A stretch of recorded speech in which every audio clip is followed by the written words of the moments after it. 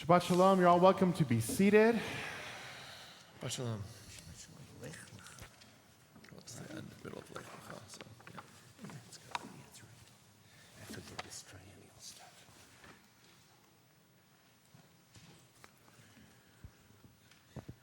Shabbat Shalom, everyone. You know, I wish that I was able to say, yeah, it's not going to fit on the top.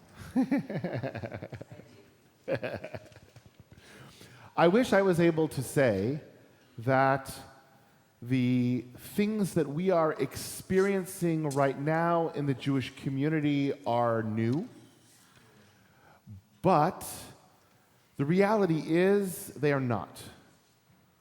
We as a Jewish community have been dealing with not only enemies trying to destroy us, and we've talked about that in other situations or in other times, but what I want to talk about today, the issue of redeeming captives, the issue of having people from our community that have been taken hostage, is actually something that has always been, unfortunately, a part of the world and a part of our Jewish reality.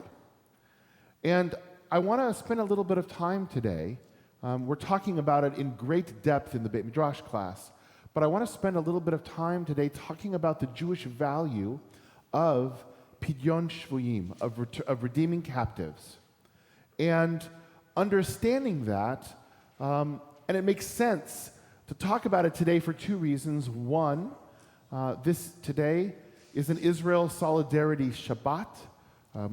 It is being celebrated throughout the world, the conservative world, the Masorti movement, the entire Masorti movement and conservative movement has gotten together to celebrate or to commemorate this Shabbat as a Solidarity Shabbat. JFNA has gotten involved. A lot of different organizations have gotten involved. And so as we think about being in solidarity with our brothers and sisters in Israel, the most important reality that they're facing right now is that of these more than 200 captives that are being held. In addition to that, the story of redeeming captives actually occurs in this week's Parsha. And so I'm going to ask you to turn to page 78, if you would, and let's read it. Let's see what's happening in this week's Parsha. Have a larger discussion about it.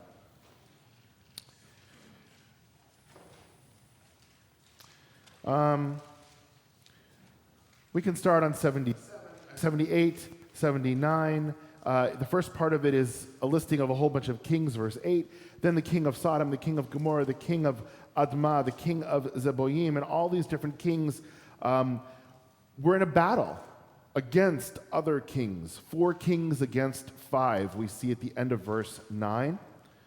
And the valley of Siddim was dotted with pits, and it goes through what happens in a battle. Verse 11, the invaders seized all the wealth of Sodom and Gomorrah, all of their provisions, and went on their way. Verse 12, and they took Lot, the son of Abraham's brother, and his possessions, and departed, for he had settled in Sodom. If we remember, Lot was in Sodom. He was in that area.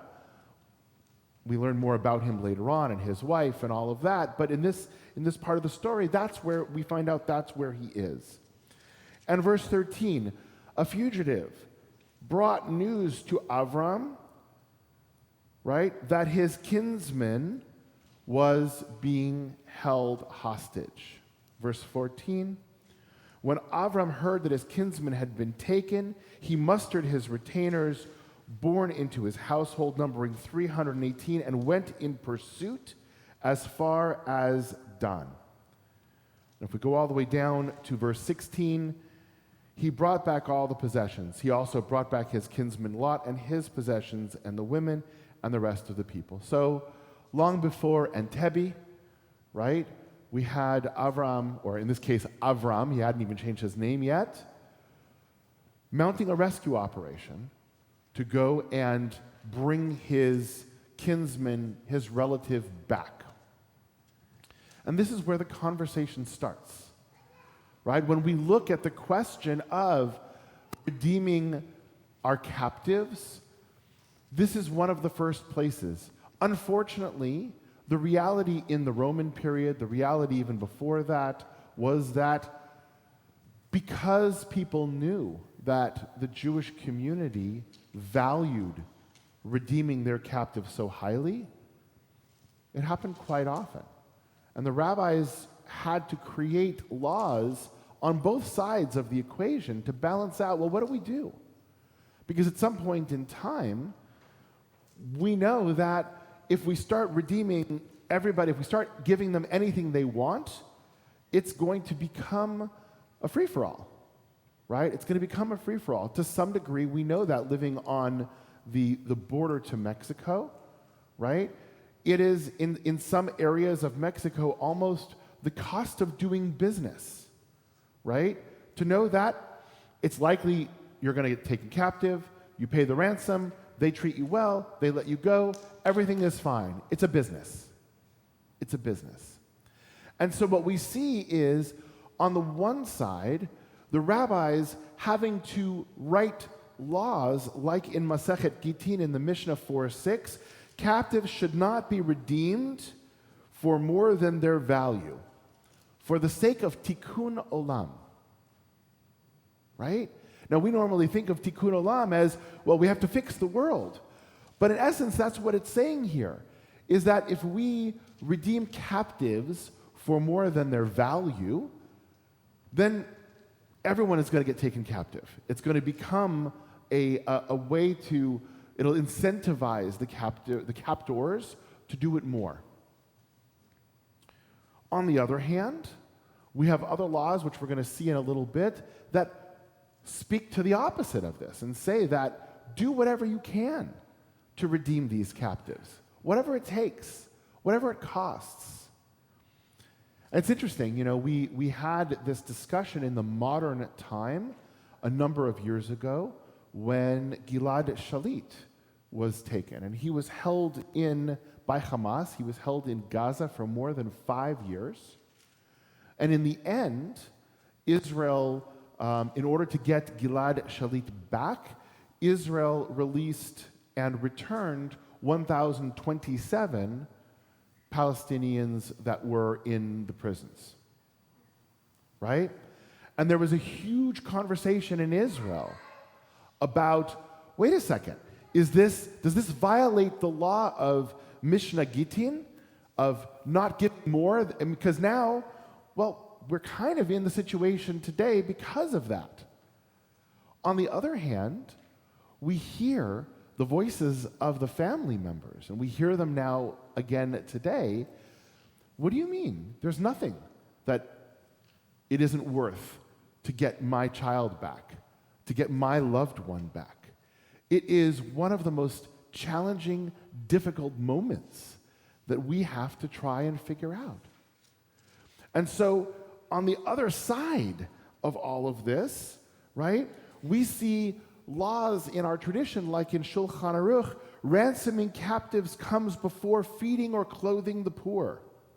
There is no act more meritorious than ransoming captives. Therefore, money collected for any worthy purpose whatsoever can be used as a ransom, even if originally collected for the erection of a synagogue. Doesn't matter. Go into the building fund if you need to, right? Whatever it takes to get these people back, we're supposed to do. So what do we do? Right? So what do we do? How do we balance these ideas? How do we come up with some sort of a reasonable response and reaction to what's going on? And I'd love to hear your thoughts on that. Alyssa.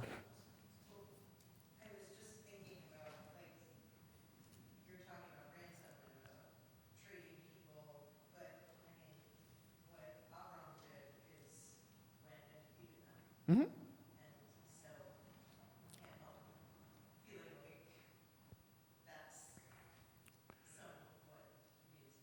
Yeah, so what Alyssa's saying, for those who are playing our home game and can't hear, what Alyssa's saying is, look, if we look back at Avram, the story of Avram here, he didn't ransom. He actually went in and got them out. And by the way, Israel has done that before, as in Entebbe, right? There's at least 3 different movies, 2 American, 1 Israeli, you can watch if you don't know the story of Entebbe, right? And to some degree, right, is that what needs to happen here? Is that what Israel is planning on doing here with the ground operation, with everything that's going on? Unfortunately, Hamas has learned from Entebbe and previous and has made it much more difficult by taking many more people and by spreading them out. We know that Hamas released 2 people last week and 2 people the week before. And I've heard people say, well, look, they're releasing prisoners. They can do that 100 times and still not release all the prisoners. That's how many people they have, right? That's, by the way, almost 2 years of releasing 2 prisoners every week. Just think about that for a second, right? Oh, sure, we're releasing 2 prisoners this week and 2 years. That's how many prisoners they have. It's a challenge. Good, Alyssa. Anybody else? We're taking notes and we're going to send it to Israel with all of our ideas.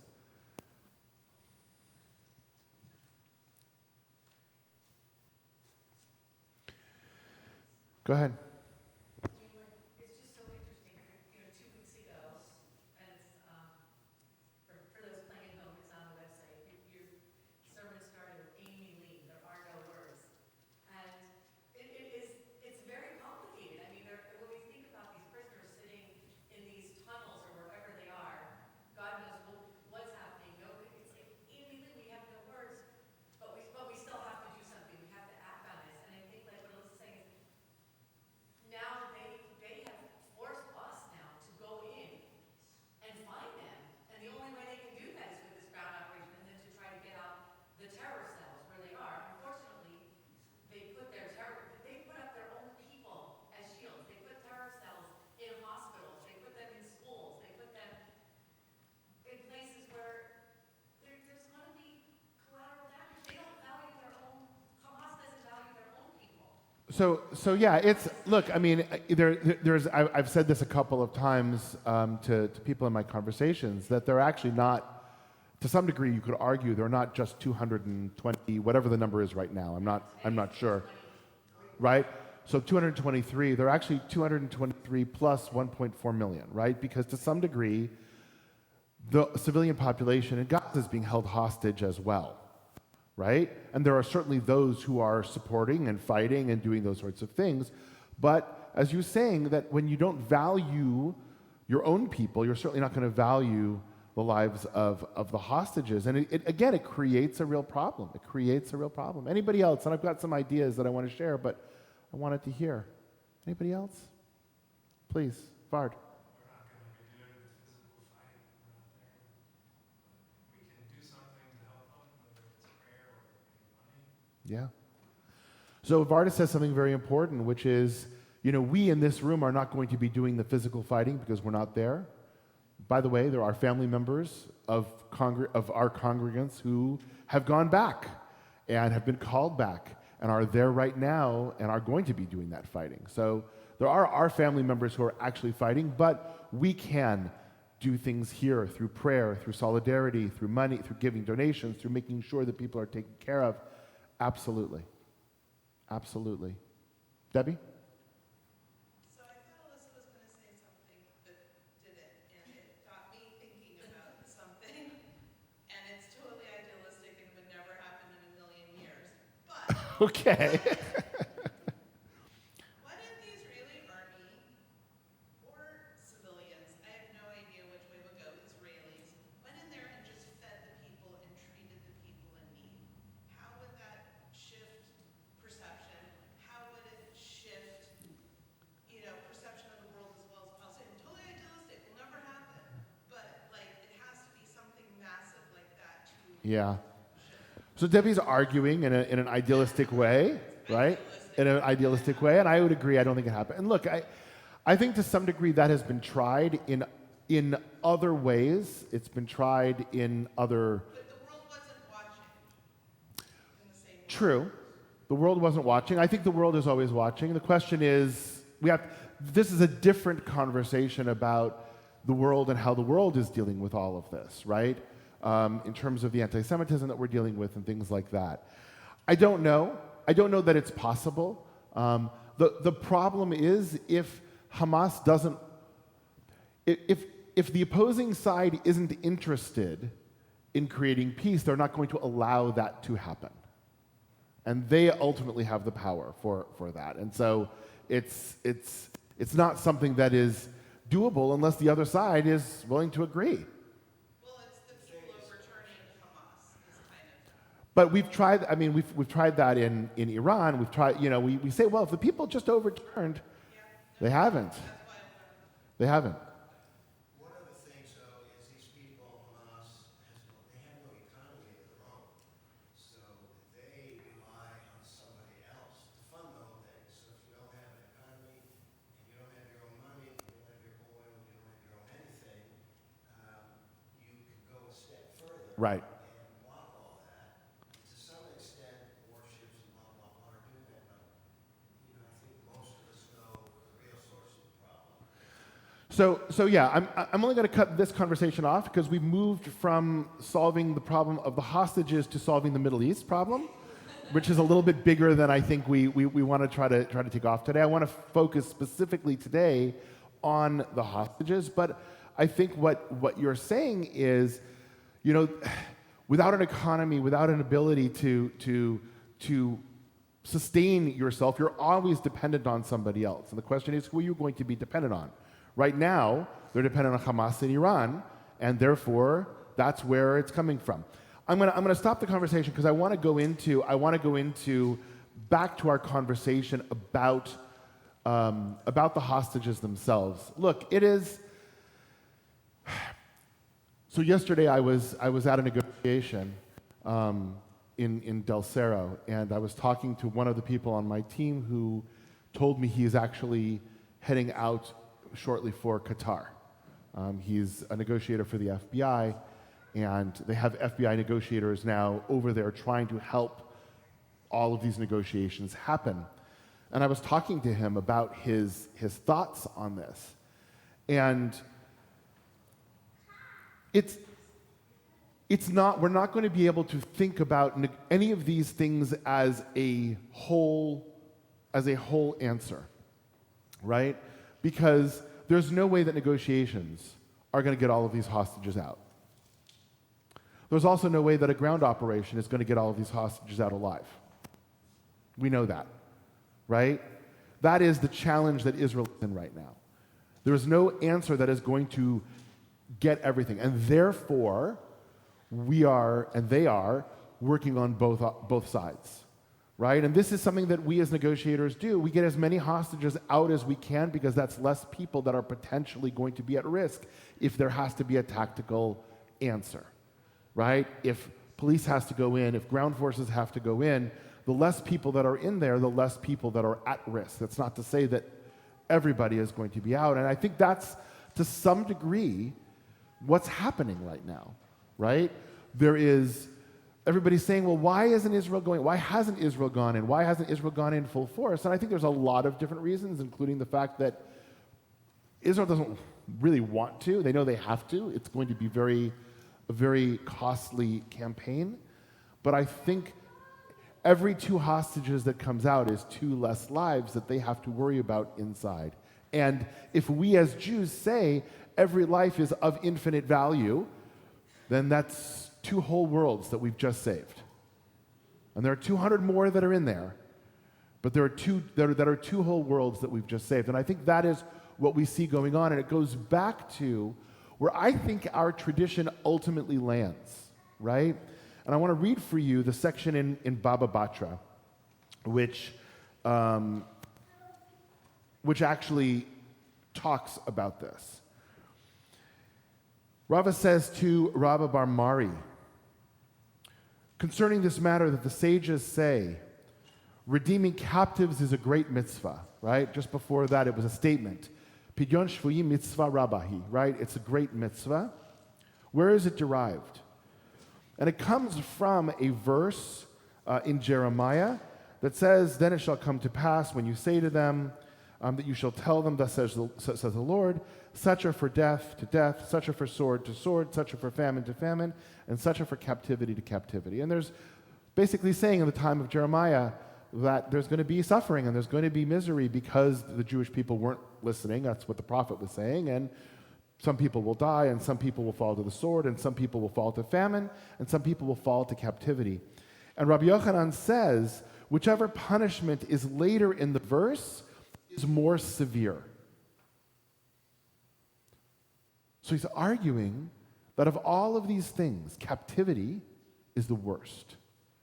And the Gemara actually goes on to explain that, saying, well, the sword is worse than a natural death, right? And you can say that because a sword mutilates and is painful, where natural death is better, right? None of these are great, by the way, but if you had to say that, right? And famine is worse than the sword because the sword is quick and famine you suffer. And then he says, and captivity is worse than them all because it includes them all. Famine, sword, and death, right? It is an all-encompassing sort of tragedy.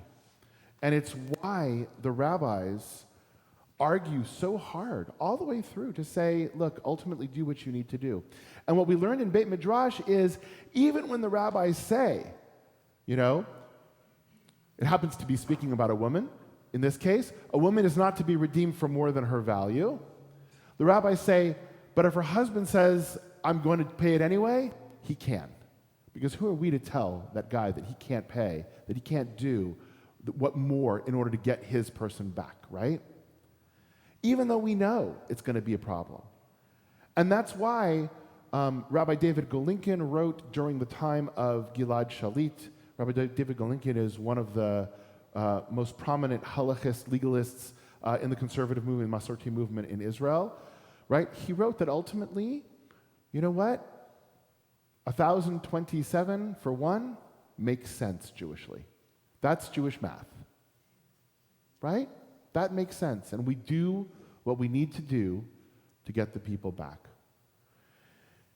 It's not easy, and there's no easy answers. And so we, as we start watching from afar, as we start saying, well, why is Israel making this decision, and why is Israel making that decision?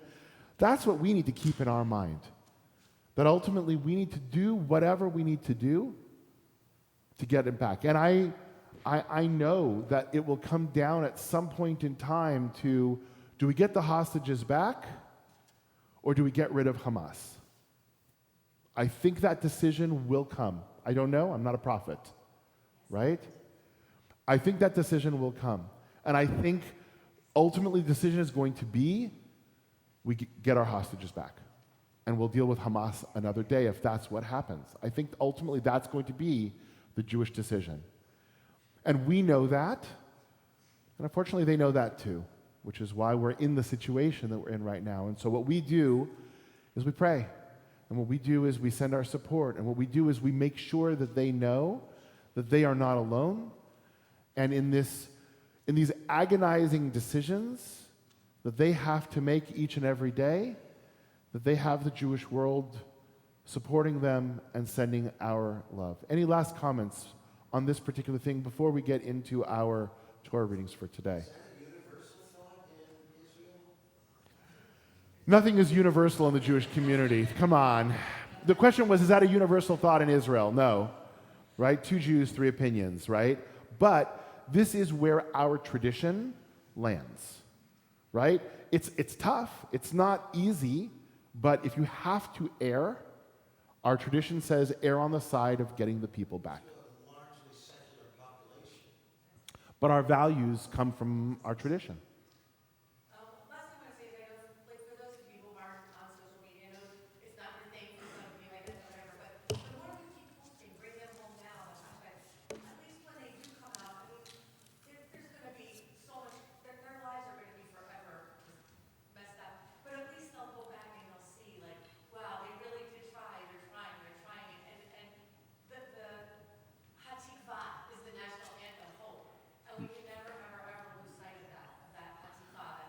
So there's been a lot of powerful, there's been a lot of powerful, there's been a lot of powerful things that have been done in the Jewish world, the Jewish community. In Las Vegas, there were big things that were happening. I saw our colleague Felipe Goodman posted that. In New York and other places, they actually have on Shabbat, I don't know if you saw this, there were Shabbat tables that were set out with 200 chairs, but that are empty, right? With pictures of people and names of people. So what Diana is saying, and I would agree, is so long as we, it's our duty to keep these people in our mind, to not forget them, as was the case for Gilad Shalit, and ultimately he was released, and please, God, all of these hostages will be released as well. Shabbat Shalom.